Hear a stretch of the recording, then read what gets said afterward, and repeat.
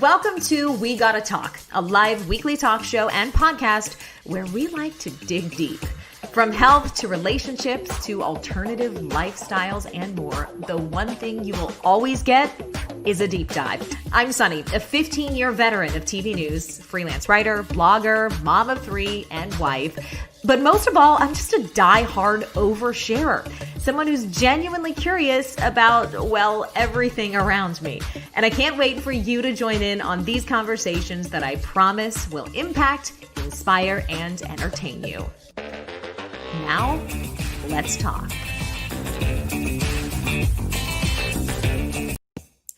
Hey, everybody. Oh my gosh, I am so glad you are here for the debut episode of We Gotta Talk. Coming to you live from my home office in quarantine, like pretty much everyone else right now. Today's episode is so exciting. For the first week, I wanted to do something that I know so many of you guys can relate to. I have a lot of mom and parent listeners and watchers out there. And today's guests are here to talk about the ever-elusive mom friends. We have the hosts of Momtourage Podcast, Hearon-Smith and Keri Setaro, here to talk with me about why it's important to have mom friends, why it's so hard to have mom friends, and so much more. Ladies, hi. Can you hear me? Hi. Yes. Can you hear us? We were going through this audio test beforehand, and as it turns out, there's a lot of technology to take care of when you're doing it. So, how are you? How are you holding up in lockdown in New York, right? Yeah. Technically New Jersey. I'm right across the river from New York. She's in Brooklyn. I'm in Brooklyn. But we're good. We're good. We're just, trying to make the most of it, be creative, do our own show, be in each other's bubbles. I don't know. What do we want to add, Keri? I'm the child of a Hash's negotiator and an ER nurse. So I kind of thrive under chaotic pressure. So once I got into quarantine, this is like how I was raised to thrive. So I'm actually doing not so bad. I'm making the best of the situation. Oh, I love it. I need to borrow your energy for a second. I've been like Annie since this started. You guys were such perfect guests for this first episode because I've been listening and have seen your names about Scary Mommy is, a group you used to work for. Now you have your own show called Momtourage. So I've loved your dynamic for so long and the vibe that you get when you listen to the show, which is just genuinely two friends, two moms. Just kind of shooting the shit, which I love. I wanted to talk about this topic because I know for me, when I was a mom for the first time 7.5, almost 8 years ago now, the one big challenge I had was like finding other women to connect to because your life changes overnight so drastically. So whoever wants to start, my first question is, did you have like a mom pickup line you used to like find people, or what was the way that you connected with other women in that time? Can I go first, Ash? Yeah, please. So I'm come from a slightly different skew than Ashley because I'm the last of my friends to really have a baby. I'm a lot older and decided to have my kids later. So my pickup mom line is like super direct and it's worked really well and it's bombed really badly, like embarrassingly badly, which is I like use a pickup line that I would use for dating, but with a mom. Like I'll be like, you look really good in those jeans or like whatever it is. And the people that get, I guess it like it narrows. Yeah. The people that get it really get it. And then we're like friends forever. But I did this pickup line at Brooklyn Bowl in Brooklyn, which is like pre-COVID, obviously. Right. It's like it's a nightclub, but they open it during the day on Sundays for like hipster kid family. And there's like music and bowling. That's another like group of parents, by the way. They're hipster. Oh, yes. Okay. Oh, yes. I felt so ugly and underdressed for this like noon kids program. But anyway, I went up to Keri style. I went up much to this better at that. Sorry. I went up to this mom. It was like a Fleetwood Mac themed kids event, as one does in Brooklyn. And I went up and I was like, "Hey, are you here by yourself?" And she was like, yes, I am. And then it was like, my man was watching the whole thing. He's like, "You have got to stop. You sound crazy." I was like, "Sorry, I thought she seemed fun."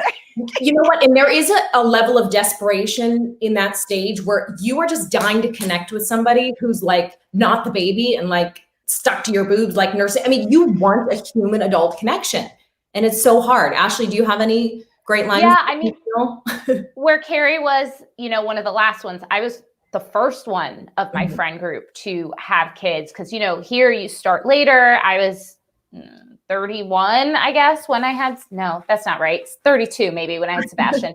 And I never knew if I wanted to have a kid. I am not a kid person. So I was always very much that person that was like, if I ever have a kid, I am not going to just have mom friends. That's so lame. I need other people. And then I had Sebastian and I was like, ooh, I get it now. Like, I get that you need that person every once in a while that you reach out to and you're like, my kid is, I don't know what I'm doing. Am I doing this right? But I started taking a kid yoga class, where you bring your kid with you to do yoga.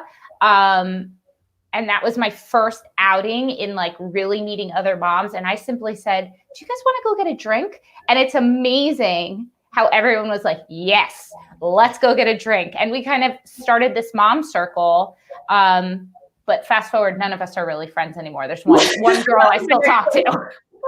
Well, I do think it's important for like new moms to realize there are definitely friends for phases, just like regular friends. Just like boyfriends. Yes, you have the rager friend that you go, dance on bars with, and you have like the friend that eats pizza with you. So it is kind of the same with mom friends. But I'm trying to think back. I think I have one really close friend from when my son was maybe 2 or 3. But it does kind of like time weeds out who has a true connection. And I wanted to ask if you guys think parenting style makes a difference on whether or not you remain friends. Because I feel like you have, the sleep training moms or like the natural moms. And even though you try not to define what you are or what your friend is, I do think people start to kind of go down their own lanes. Do you think that is like a deciding factor on who sticks around?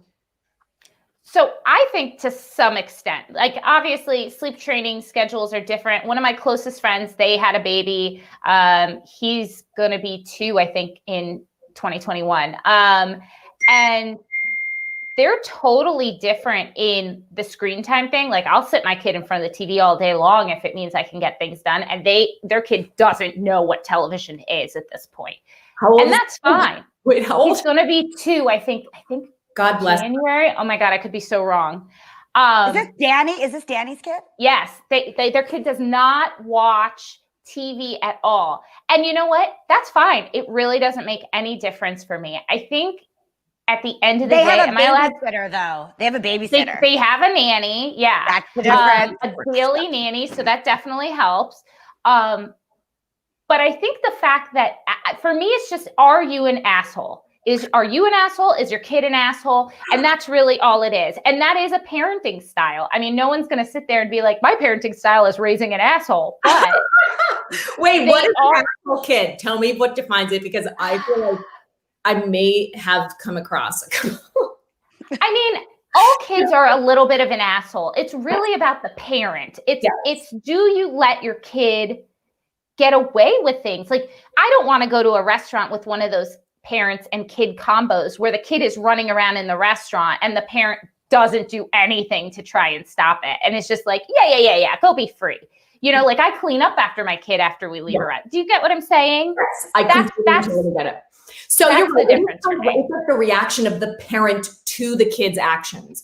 I mean, you're right. I mean, my husband and I call our kids all sorts of names on the daily. Yeah. Because they're testing boundaries, but it is the parent reaction. And I do think it says a lot as to whether or not they even make an attempt to react with stuff like that.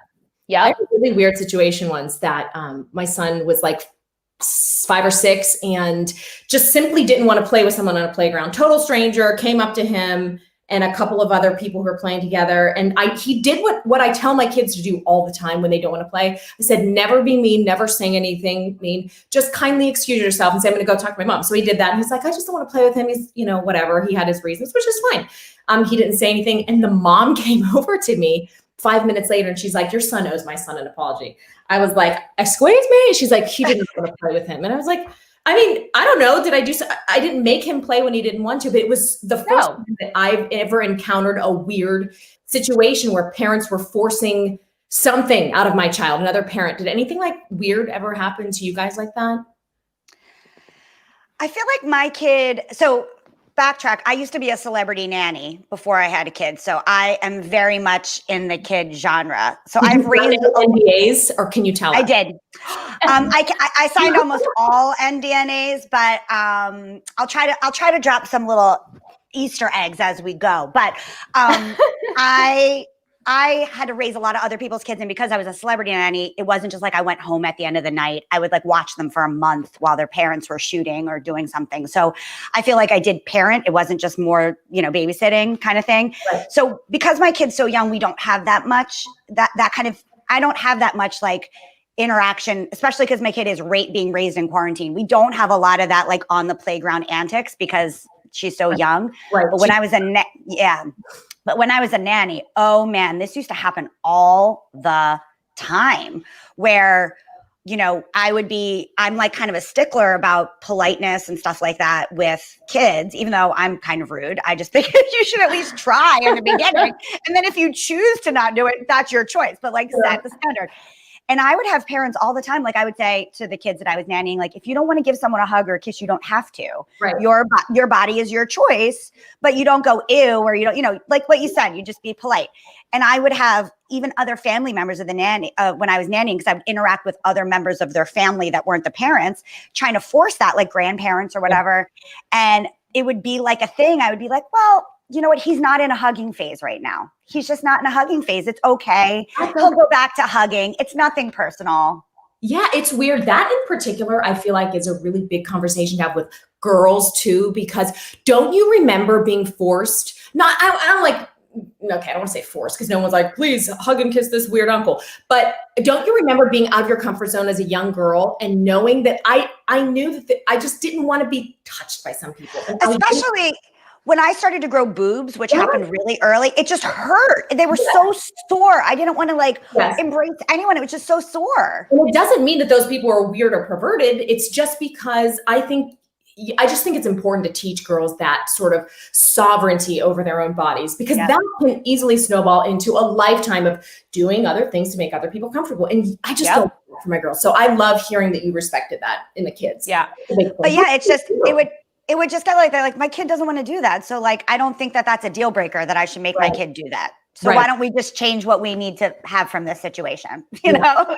Yeah, absolutely. Do you guys have any, like, I mean, I'm assuming, like you guys said, you're kind of like pod friends. So you're seeing each other's kids and families. Do you have any like favorite qualities in mom friends? Is there something beyond each other when you look at your extended group of friends that you're like, she's my people because, like, what do you look for? They can hold their alcohol. Number one. No, I just think somebody who, like Keri and I, on one hand, like our kids are like an old married couple with each other. Like on one hand, they love each other. And on the other hand, they're like, just leave me alone. Yeah. Luna drew a picture for Sebastian and he was like so touched that she drew this picture for him. And the other day, I didn't tell you this yet. The other day, he was looking at it on the refrigerator. He goes, look at this beautiful picture Luna drew. And he goes, but she's not great artist. And I was like, excuse me, sir.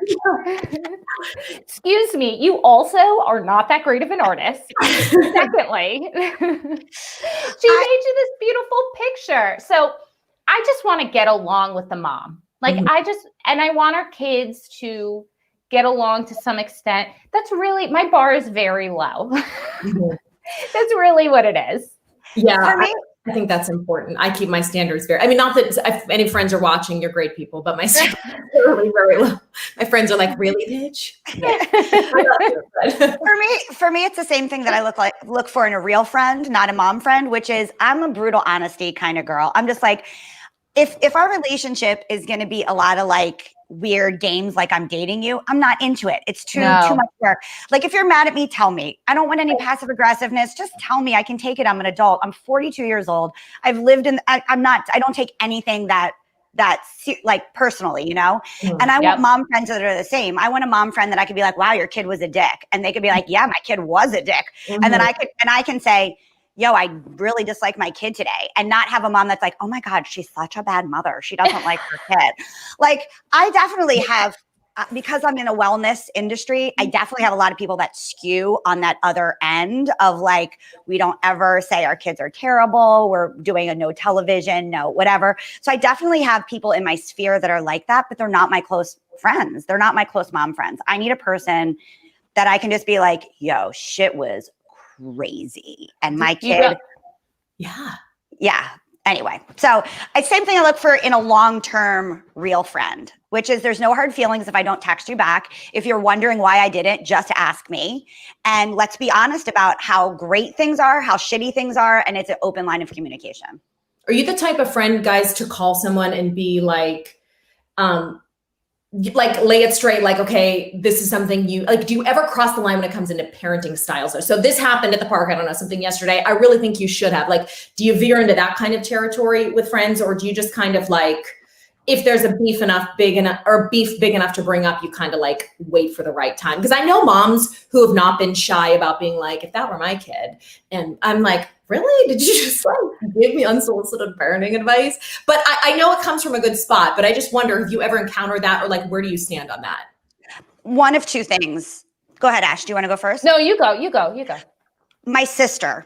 I sometimes do it with my sister, and we've had to have conversations since about like, do you want me to do that? Like before I had kids, right. I do it with my sister, and she was like, I don't want to hear that. And now that she had kids before me. So now, and she's younger than me. So she was just like, that's some more big sister advice that I don't need to hear. Now that we have kids, I think my approach is different. I think the information is the same. The approach is different, and it's much more appreciated. With friends that aren't family, the only time that's ever come into play is when, like, let's say we've all been having a dinner party together and I see somebody's kid doing something, not even to my kid, just in general. I'll have my close friends, I'll reprimand their child. Right. And like in kind of in front of them, but they're not seeing it. And I have to some friends asked afterwards, I'm so sorry I did that without us having a conversation about that. Are you okay if I see something being like, yo, dude, quit it. That's not cool.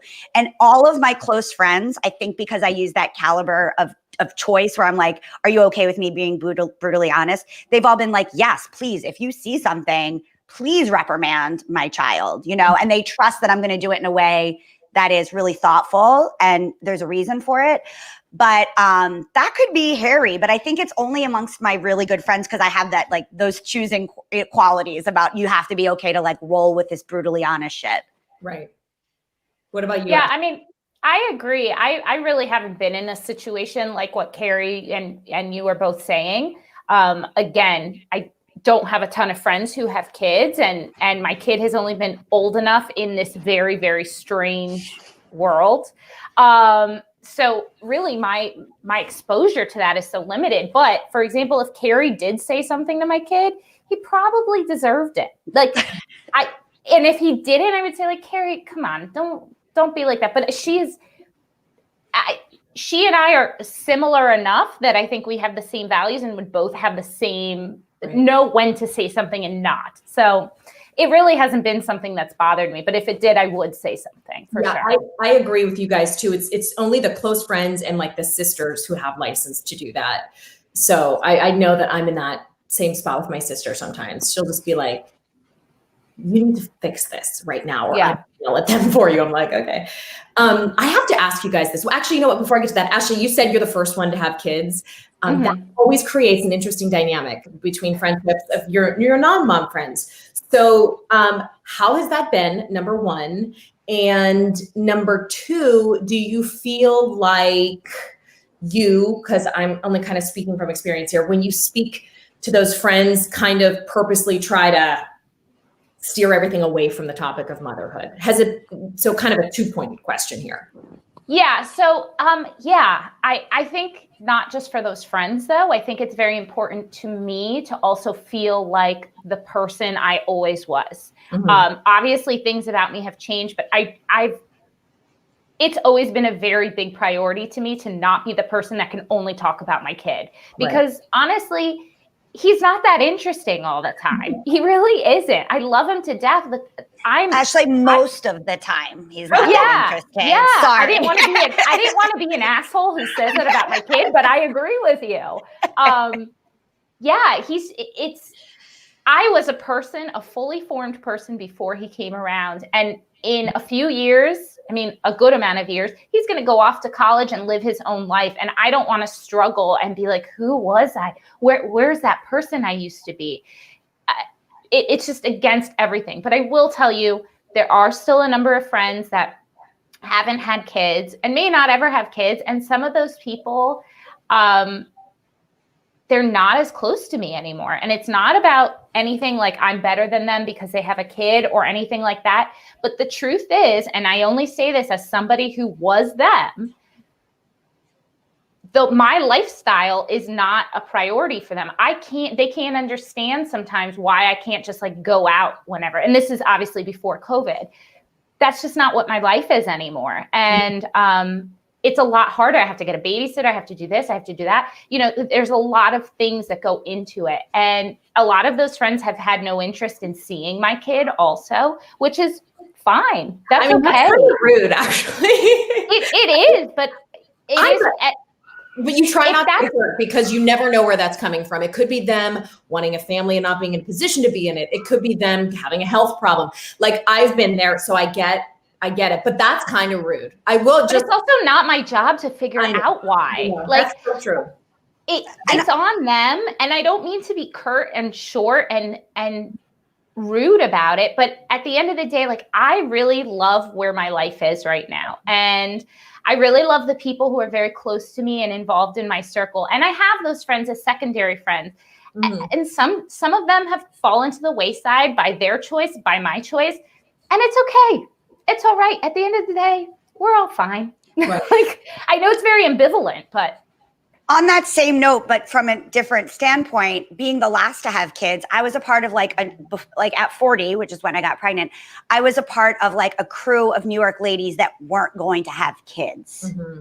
And it's a real thing. Like it's a thing everywhere. I'm not just saying it's like, oh, this is a New York thing. But, you know, we were like, I had lost in other relationships. I'd gotten pregnant, lost the pregnancy. And I was just like, I'm not going to have a baby now. I don't have a boyfriend. I was 38, didn't have a boyfriend. I was like, I'm just going to be the lady crew that goes on awesome vacations and fills up their life. And we are boss bitches who don't need kids. Then Which I had sounds a kid. Great, by the way. No, I kind of miss it sometimes. Awesome. Yeah. But then I had a kid. And in some ways, they kind of felt like that was a betrayal of this like girl crew that we had. And some of those relationships have weathered the storm. And some of them, and these were people that I counted on my short list of really, really close people. And Ashley and I did an episode about this for the last show we were on. It's been really tricky and very painful because it's hard to. Yeah. I do take offense that you don't want to care about my kid, actually. Yeah. Like, I do take offense to it. And I probably care a little bit more than Ashley does in this case. But it hurts my feelings. Like, we don't have to hang out with my kid. I will get a sitter and we will go rage as much as I can rage in this body right now. And I'm really good about this. I will take a vacation with you without my kid. I will go to your birthday party without my kid. I will have a date with you without my kid. But you should ask about my kid. It is. I agree. I'm really working on being like a graceful person. I think I sort of not side with you, but I understand that a little bit more because you feel as a friend when you pour your emotion and your caring into your friendships over the years and any manifestation of their passion that might, bear fruit, their job or their relationship, and you're invested in them, you feel like, okay, I'm doing something. I know it's typical. I know everybody has kids, blah, blah, blah. But you can feel a sense of betrayal. Like, listen, I know I didn't win a Nobel Peace Prize, but I'm doing something big. So can you send me a text? So I really, really struggle with trying to like let go of expectations, but it's tricky because like I said before, I mean, you could have, and Keri, in your case too, a group of women that maybe envisioned that for themselves and it never happened. And so now you're just that reminder to them inadvertently of something that they didn't get. It's so hard. Except that was how it was with me before. And I somehow managed to get over it because they were important to me. Yeah, that's true. And so I was in that case where I had miscarriages and my friends were getting pregnant. Guess what? I went to therapy. I worked through it. I didn't let my friends go. And I asked my friends that don't have kids about their mom, their cat, their workout routine. You can ask me about my kid. I ask about how your mom's doing in old age care. I keep tabs on your life. You should keep tabs on mine. That's how I feel. Anyway, enough about my rants. I love it. No, I love it. I think it's so important to be honest about that kind of stuff because, I mean, yes, we are all choosing different paths in our lives, but you can't expect to maintain a friendship if there's no sort of give and take. And that's on the good friends front. Other people, who cares? But, and see, that's the other thing for me is like, you know, I look at somebody like my best friend in the world, Zach. He has no kids. He has no interest in kids. And he is still my best friend. He is my son's godson. He sends him a Christmas gift and a birthday gift, which is totally unnecessary. But for me, if that was not the case, then we just weren't that good of friends. I'm not saying that's the case for you guys, but that's my mindset. So I think that kind of helps things. It's like, all right, well, we just weren't there. We that's like so many other relationships in my life. This was, you know, I had built it up to something it wasn't. It had a sequel, right? Yeah. Right. It's just mourning that. I think that's a me issue. Totally. It's just mourning that, you know? Totally. Yes. Yeah, I see a bunch of questions coming in, guys. Just a heads up, we're going to get to those for sure. I have to ask this really quickly though, because I don't know if this is like a geographic thing or like what's what. Is there mom drama where you guys are? Is there like mom group, like weird little cat fights? I mean, like, please give me some juicy stories because I was under this mistaken impression that when we left middle school, high school, even college, I'll give it an extended grace period of even say college. We have the free reign to be crazy, but I'm surprised at how many infights there are between moms and certainly like in school groups or in play groups. Like, would you have any crazy stories that you want to share? Because I would love to hear them. I think Keri would have more stories than I do. Cause again, I'm a recluse. I like my kid is in Zoom school. We don't know. We have no idea. I'm just going to say this. I'm getting ready to move to the suburbs. So I expect this to happen. But my two best friends who live in two different suburbs, I have been a part of their mom drama. It's amazing. Like I'm like in it, but I don't even live there. It's so exciting. Okay. So ready? I'm on dish, but it's not about me. Okay. So my friend moved to the suburbs and she was trying to get to know people, and her next door neighbor had kids and their kids played. So they're like, great, I'll become friends with this mom. It's proximity. We're helping each other out. Like I have to cook. Can I send my kids over? So this mom was like the cool mom in a clique. Right. And so she was like, I'm having a birthday weekend upstate. All the moms are coming. You should come meet these moms. My friend's like, amazed. She's like, husbands are invited too. And she's like, great, we'll get a sitter for the kids. Me and my husband we're finally going to meet friends. Right. So my friend likes to drink. She likes to drink. You know, she would fit in well with Ashley and I. No, it's not you. What if I was outing you this way? It'd be so horrible. I'm also like, why don't I know this story about me? You're like, I was so drunk, I forgot the story. Oh my God. So she goes upstate. They're having a great time. She's like, I can't, all these moms. I'm so glad I'm meeting all these moms. Evidently, she got like more drunk than these other women like getting drunk. Right. And her imaginary threshold. Right. Her husband says she didn't do anything wrong because my friend called me devastated. All these moms just dropped off the planet, stopped talking to her. And so she was like, she's like, I need you to come over. Luckily, I'm moving closer. She's like, I need you to come over and talk this out. Like, I need to like see if there's something that I'm missing. Like, I don't think I was that drunk. Like, I've definitely been more drunk with you. She asked her husband, who wasn't even that drunk. He's like, no. She's like, did I hit on someone's husband? Did I take my top off? Like, what happened? I was like, oh, that sounds great. That's a great mom party. So all the moms just ghosted her. And then she was getting her hair done in this small town. And the hairdresser was like, oh, are you invited to Maggie's whatever party? Because, you know, and she was like, no. That's awful. She just got ghosted. That's awful. Completely. She still doesn't know why. And she wrote like a group text being like, hey guys, it was so fun. Thanks for inviting me. If something happened, please let me know. Like, you know, she was like, I was on a diet and I drank. Sometimes things get hairy when you're calorie counting and then you're drinking those White Claws.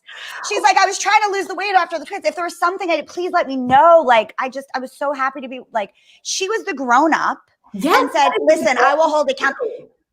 Ghosty toasty. Wow. And the kids still play together. So she still has to see those people.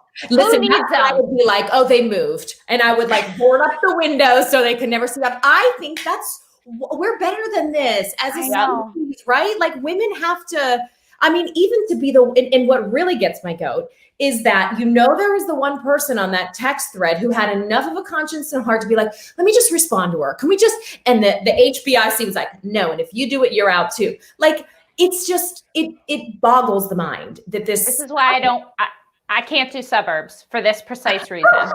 It's going to happen to me, I'm sure. Oh, well, yeah. I'll have to write in and tell you what happens when I move to the burb. I'm still in the I don't want to know my neighbor's mindset.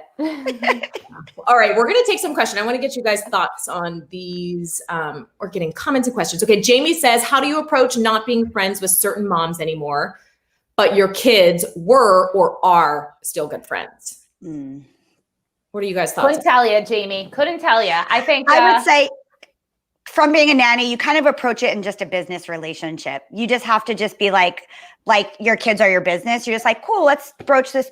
You have to put in a little bit. So maybe invite them to something every once in a while where your kids are playing, but on a whole, just create it so that's like a business relationship. Like, hey, so great to see you at whatever. Can our kids play this week? They're welcome to come over my house. Like, you still have to, it's sort of like relatives a little bit. Like, you still have to be like a little bit nice to them and reach out the olive branch, but you don't have to go out of your way anymore. You can keep it in like a business relationship.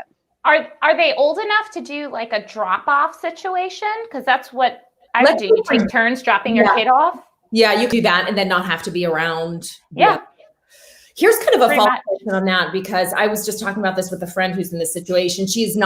The other mom has not been nice to her, but her kid keeps asking. She's like, what do you think? I feel so like desperate cow being like, knowing that she doesn't like me and I don't like her, like, hey, can our kids hang? Would you just tell your kid, oh, Sally's busy every day for like 3 months? Or would you just bite the bullet, send the text to the person that is not necessarily nice to you, and just kind of do it for the kid? It depends. It depends on what the issue is. But I would probably be like, ooh, sorry, Sally went somewhere else. She's gone. She got hit by a car. Just kidding. Yeah. She went to boarding school because she's terrible. Because she's just like her mom. Yeah. And then the real truth. I would like to think that I would. I don't know, but I would like to think that I would be like, hey, even if, we might have our differences, but our kids really like each other. So let's do it for the kids. I would like to say, but I don't know because I haven't done it yet. Yeah. Keri's a lot more mature than I am. Yeah. I mean, I don't know. I can sort of understand both viewpoints. I'd probably put it off as long as I could. And then if they keep asking, just bite the bullet. Okay. What about this? What quality, good or bad, has motherhood brought out in you? Oh, well, let me say this. I don't know if this is a quality, but after I had Sebastian, I am suddenly terrified of so many things. Like, I don't even like sitting in the passenger side of a car when it's driving down the highway. It freaks me out. I never loved flying. Now flying is horrible for me. Just these little things, like, I wanted a motorcycle so bad, like wanted one. I used to get into arguments with my husband about being like, one day I'm going to get a motorcycle and you can't do anything about it. Like, I'm going to be fine.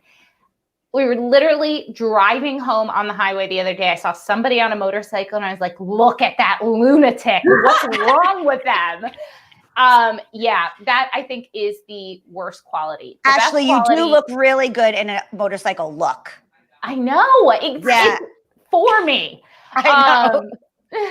But the best quality is I suddenly care so much more about politics, about the planet. I didn't give a shit to recycle before. Honestly, I was like, yeah, recycle, great. What? I mean, really, does it make a difference? I genuinely care about policy change, about saving the world. I have like this bleeding heart suddenly, which sucks on one hand, but on the other hand, I am proud of it. So that's me. I love that. That's empathy. Yeah. I was pretty perfect to begin with, so I don't know. Just kidding. Nothing changed. No, she's definitely more modest. Sorry, my ear holes are so small. I'm having trouble making these earbuds stay in my ear. I would say that I give less fucks. That's the best thing about being a parent, because I've suffered from anxiety my whole life. And pregnant and postpartum, it got a little tricky with different anxieties.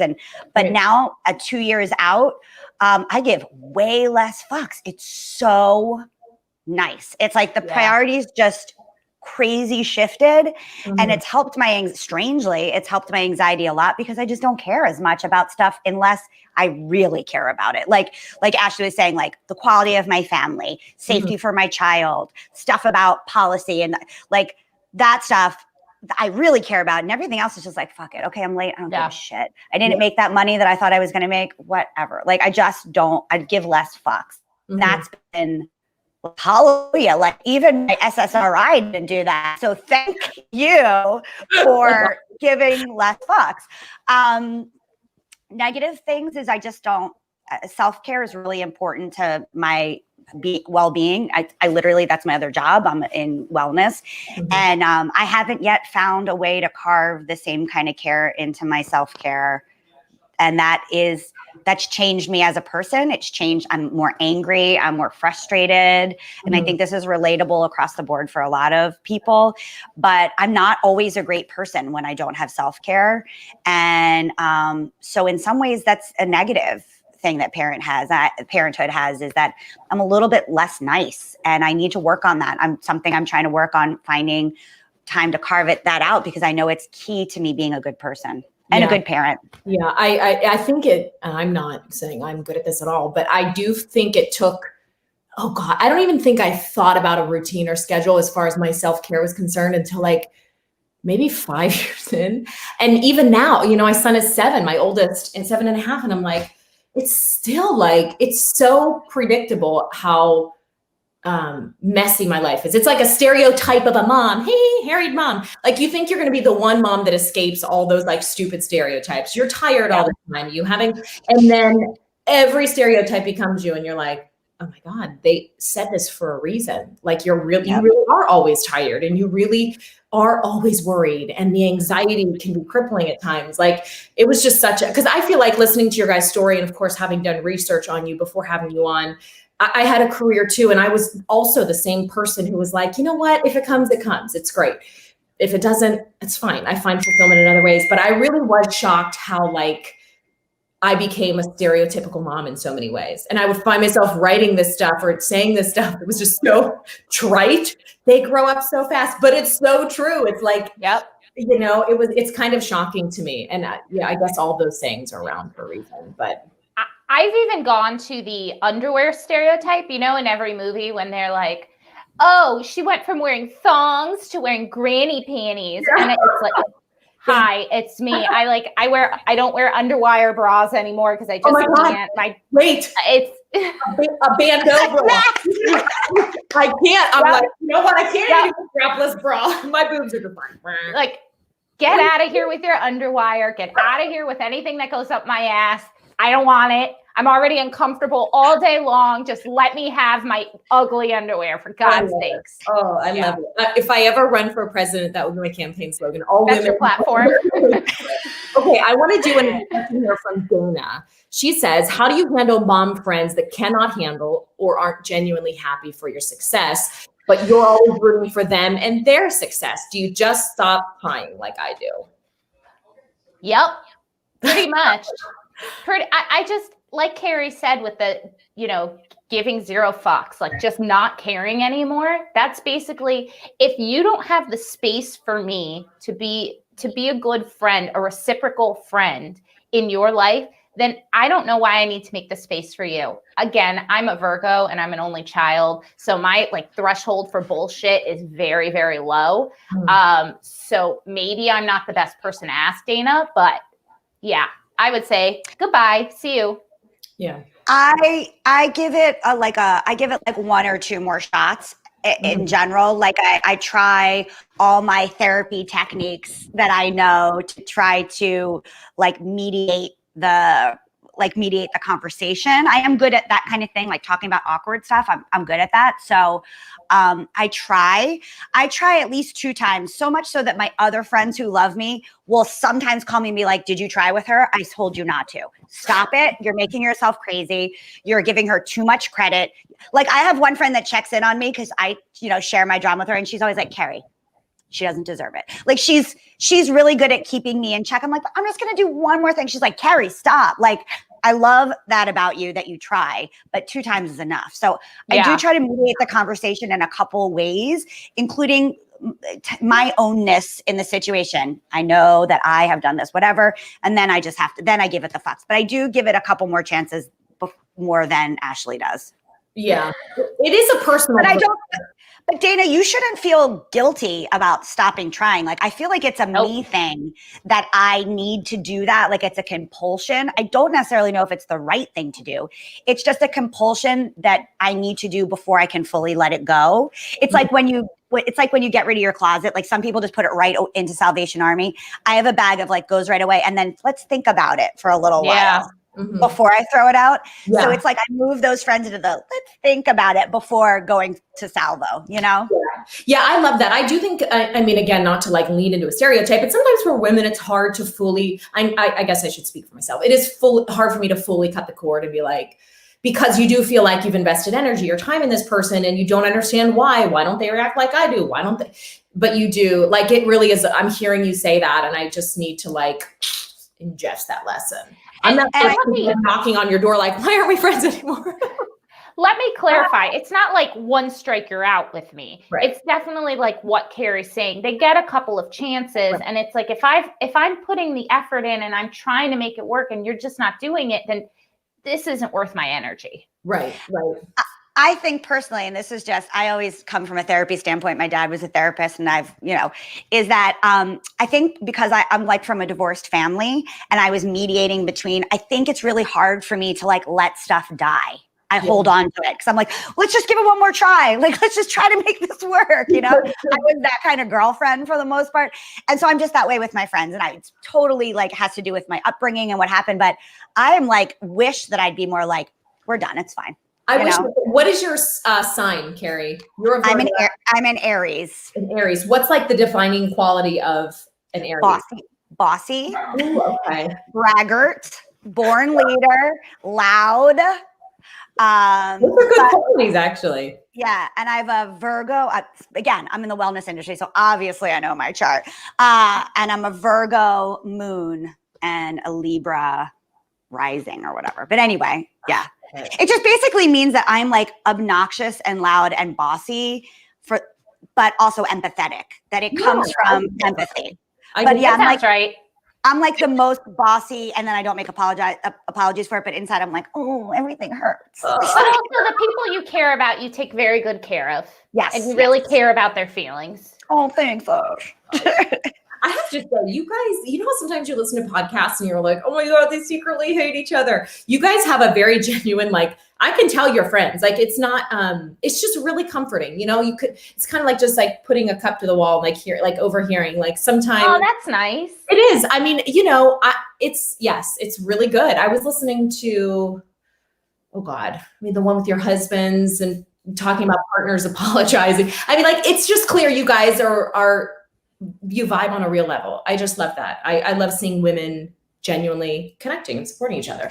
I know we have another question, but just secret hot goss. We were not friends to begin with. Do you know that story? Tell us. You guys were with Scary Mommy for a while. Is that how you met? Yeah. We were cast as best friends. Right. It was like a match made in Hollywood heaven. I would have thought there were decades of experience there. We aced the chemistry test. Yeah, it turns out they knew something. They saw something that we didn't know. But very early on. I think I texted you. I think I was like, probably. Hey, we need to talk on the daily to make this work. Let's actually be friends. And I was like, oh God, honestly, because I just like don't want to do that with anybody. She's the only person other than my mom I talk to every day. But she wanted to succeed, so she agreed. Right. And then I was like, then we had a photo shoot together. And from that first photo shoot, which is even before the podcast first recorded, we like fell in love with each other in that moment. And then from then on, it was like, there was no pretending. It was dead on. And it was the kind of friendship. I've had a couple friends like this. Actually, the friend that I thought I was going to book the Scary Mommy job with, who's my other best friend, we were like this. The first moment we met, I was like, oh, it's it. This is it. This is a lifetime friendship. And that's how it was when Ashley and I finally actually talked one-on-one, not like in front of casting agents to be best friends. Right. It was just on. It was on like Donkey Kong, like from minute one. Yeah. Yeah. So let me ask this then. Keri, what do you see in Ashley that you love best or most? And Ashley, what do you see in Keri that you love the most? I love that Ashley is unabashedly who she is, and she cares so much for her family. We have an equal love for our mothers that I have not seen in another human being ever. Ashley is the only other person that I know that literally like their mom is their ride or die bitch in the same way that my mom is. And she cares so genuinely, and she doesn't make bones about who she is. Like, she's just like, this is who I am, like, take it or leave it. And I don't know if she was always that way, but as after motherhood, she is that way. And she's a really good friend. Like, she doesn't have a lot of like close friends, but the ones that she does, you can count on her for anything. And you can also count on her to tell you when she doesn't like something, which is very hard in a friend. No, seriously, like, we had a little mini thing this morning where I was like, are you mad at me? And she's like, I want to tell you something. Don't get mad. I need that in a friend.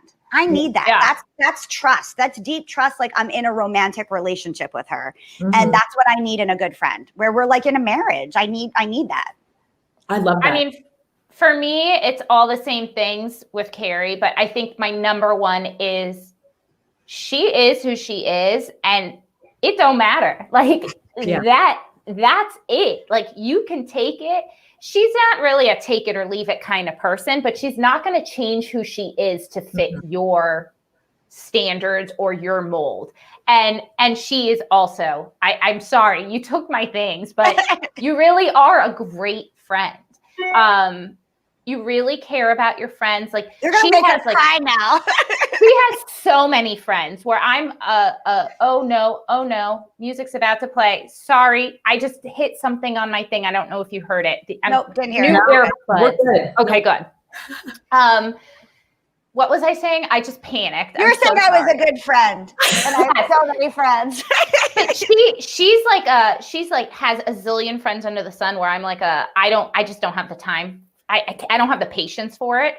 And she cares about every single one of them. And she like goes out of her way to do nice things for people and like be an attentive, loving friend. And I think that is such a beautiful quality, especially for me, because I just don't give a shit. So I think it's lovely that she cares so much. We're a really good team. We really are. We're stronger together than we are apart. Yeah, it comes across. And I know you guys know that in this field where it's like your job to communicate and chemistry is so important and timing, like there are so many intangibles that go into a podcast like yours. You're meshing your personal life with work. I mean, it's got to work and it works. So this kind of thing.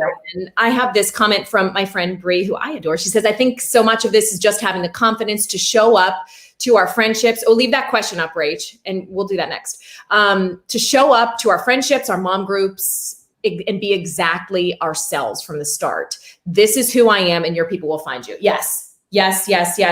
And Bree is awesome, a friend for me to remind me, okay, just like you guys said, it's not worth reinventing the wheel for one person who's not going to be friends. Yep. I had a teacher in college say an all-purpose room is a no-purpose room. And I use that for my whole life. Like, be specific and your people will find you. You don't need to be an all-purpose room. You don't have to be a kitchen, a dining room, a bedroom. Just pick a room and go with it. Love that. You're never going to make everyone happy, even if you are the all-purpose room. So who gives a shit? Just stick to your laurels and do you. Yeah. Okay. So Bree's question was, and I love this too, how do you think social media has impacted mom culture?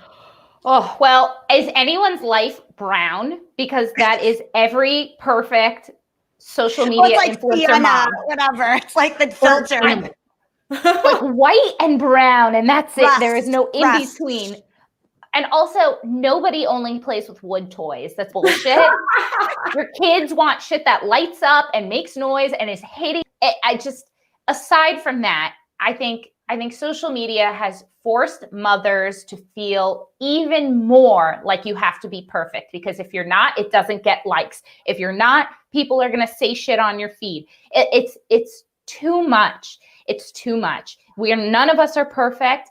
None of us. And even if you are, there's still going to be somebody who has an issue. You got to let it go. Also, how are so many people influencers? How do people have time to be influencers? Like every person in Australia, every mom in Australia, like everybody in New South Nashville. Wales. Yeah, everyone in Nashville, New South Wales, and Texas is a big one too. Yeah. How do you have time to be an influencer when you have like 23 kids, which all of them do? Like, how do they have time? Like, Ashley and I are trying to gain followers, and we're like too busy parenting to like try to get the shot or to try to like comment on your Facebook. Like, it is hard to get likes and followers. And then you have to, how do all of these people have time? How is everyone a freaking influencer? What happens when Instagram? I'm old. What happens when Instagram goes away? Like when this is off subject, kind of, but just planting this little seed for people. What happens when Instagram totally goes away? What is your career? Yeah. What do you do? I mean, maybe you just become a parent. I don't know. That's true. That's too hard. I can't do that. I need some distraction. My phone usage numbers would attest to the fact that I'm always looking to escape something, whether I mean, it's embarrassing really. But I agree with you guys. I mean, it is interesting because I do think there are a lot of people that I follow who really capture visually the beauty of motherhood or these moments. And I have tremendous respect for that. I just can't do it. Like, I think you get, and maybe this is where you guys are too. I mean, like I can show my experience with motherhood in different ways, talking with people, connecting with people, but there are some people who are just so gifted in showing these like little snippets. And it is hard not to feel like, oh God, my playroom does not look like that. Or, my carrot cake or banana bread. Like I got mine from Publix yesterday. But I miss Publix. Yeah. Publix is the greatest supermarket. Sorry, that's besides the point. Are you from the South originally? I was born in Miami. I lived there till I was 10. Cool. And Publix was, my parents both worked at Publix. It's a big part of my history, but what a great supermarket. The Wegmans people are going to come after you. All those Wegmans moms. I love Wegmans. Do the right thing, Publix. You know what? I don't know if like gun to head, I'm going to have to pick Wegmans. I have to. Oh, I love Publix for what it is, but I'm a girl from the North where I came from. Giant Eagle is even better than Wegmans, I think, but that's just like a regional Pittsburgh thing. Wegmans is really hard to beat. I've never been to a Wegmans. Guys, this is riveting conversation. Okay, so before we go, I want you guys to tell us a little more about your show. And we touched on the scary mommy stuff too, but I want to know why you ended up doing your own thing, what we can expect on your show, where to follow you. So like, tell me all the goodness about Momtourage.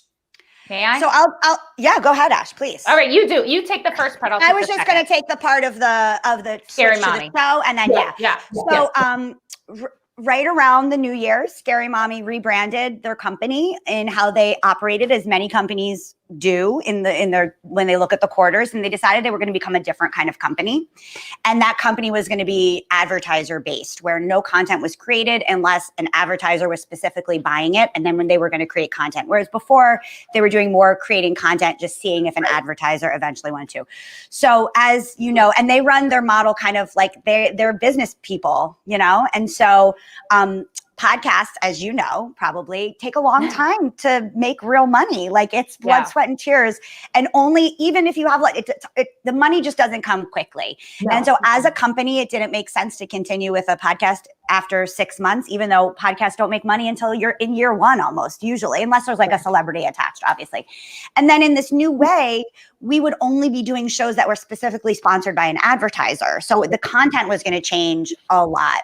And so they did some rearranging of their company. They changed the whole brand of their company. People got let go. Everything changed. And in that, they gave us the go ahead to say, we can't continue with a podcast this way because it's not advertiser based in the same way that our company is going to be working. But you can go do your own thing. We give you our blessing. Obviously, you can't use a Scary Mommy brand. Obviously, there's things that change. And we're like, great, because that's our plan, because we love doing this. Yeah. We thank we're really 6 months in, we're just getting the groove. We're like really feeling it. And we love the excuse to hang out with each other and talk to each other.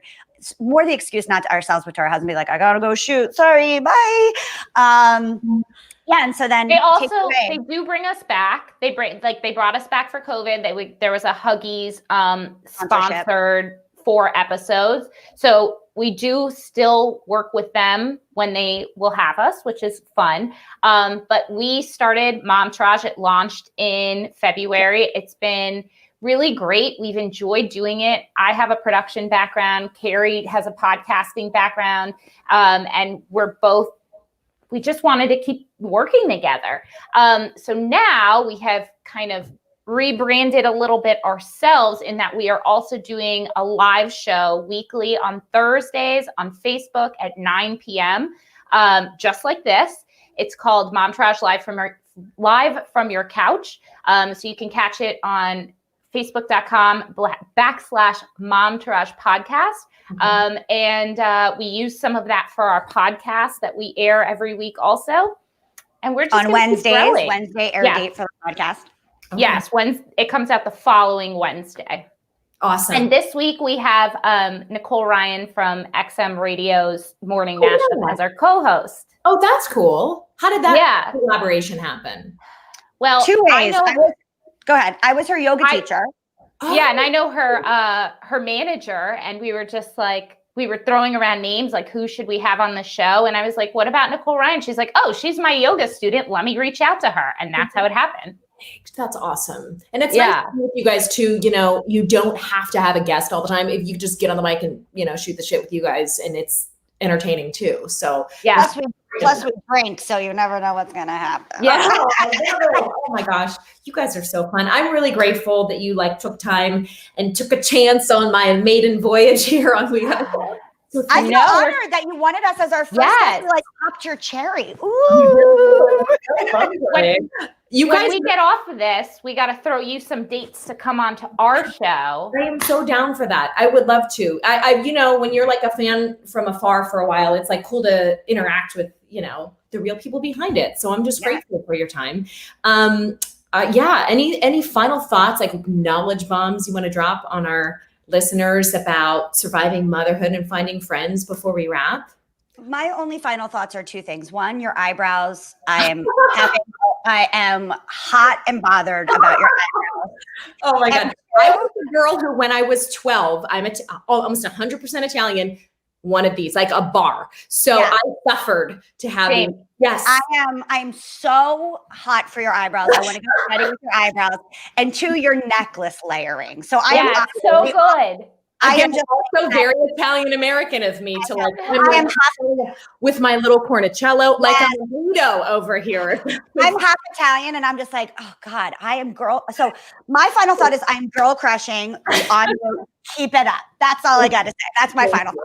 If I may say, I'm half Cuban, so it's all the same. Unibrow, the layered jewelry, the earring, it's a cultural thing. I'm here for it. But my final thought is, aside from just watching Sonny's show, which is awesome, watch ours also tomorrow night at 9 p.m. on Facebook. Sorry, I had to throw it in. Love it. She's the producer in her. Yeah. I love it. Thank you guys again so much. And guys, if you are listening to the podcast version of this, which comes out Thursdays, don't forget to rate, review, and subscribe, and follow these guys on Instagram. What's your Instagram handle again? Momtourage Podcast? Momtourage Podcast. Everything is Momtourage Podcast except our email, which is momtouragepod@gmail.com. We love a good email. Yeah. Drop them some dirty pictures. Just kidding. All right. Keri will love it. I'll be like, but Keri would love it. Keri sent me a boob shot yesterday while I was at Honda. Okay, I sent you a boob shot because I got stuck. This is relatable, and then we'll go. I was trying to take a too small sports bra off, and it got stuck right here. So these udders were squashed, and I was having a panic attack. I might have to cut the bra off me. I was like, and then I sent her a picture of that. That's friendship. In the midst of her panic attack, she found a way to take a picture and send it to me. See, as a small-chested person, I've never had that problem. You could roll out pizza dough here. I mean, it's all good. She was like, I'm at the Honda dealership. I was like, okay, who cares? Nobody wants to see these udders. Whatever, it's fine. You guys are my people. All right, guys. Thank you again. Thank you, Sonni. Bye, guys. Okay, guys. Thank you so much for watching this debut episode. Follow me on Instagram at We Gotta Talk with Sonni, and on Facebook, it is facebook.com/We Gotta Talk. We will see you guys next week with more goodness. Bye.